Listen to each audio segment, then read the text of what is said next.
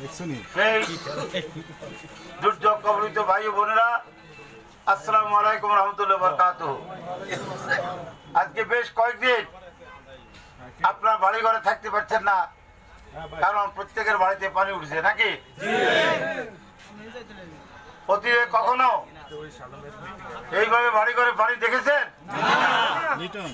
অথচ এই সরকার যখন ক্ষমতা ছিল, পানি নিষ্কাশনের জন্য এই নোয়াখালীতে শত শত কোটি টাকা খরচ করেছে। যদি আসলে কাজ হতো তাহলে পানি নেমে দিত। শত শত কোটি টাকা খরচ হয়েছে, কিন্তু পানি নামার কোনো ব্যবস্থা নাই। এর অর্থ কি? এর অর্থ পানি নিষ্কাশনের ব্যবস্থা করা হয় নাই, এই টাকাগুলা লুটপাট করা হয়েছে। তার প্রমাণ আমরা এই অঞ্চলে কখনো এই অবস্থা দেখি নাই।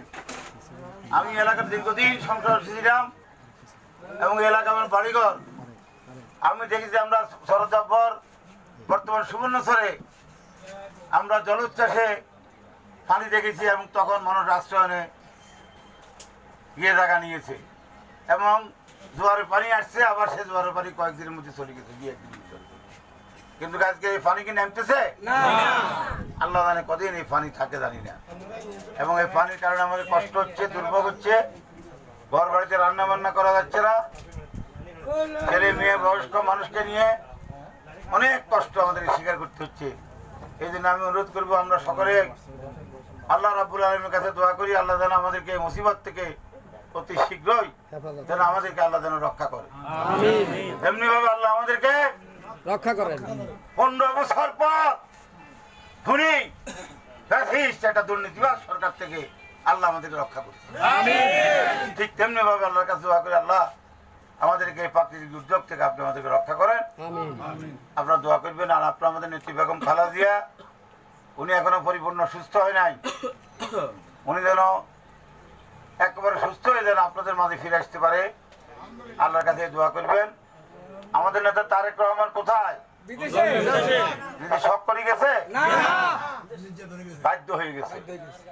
সে যেন আবার আইনি প্রক্রিয়ায় সব শেষ করে যেন দেশে ফিরে আসতে পারে, আল্লাহর কাছে দোয়া করবেন।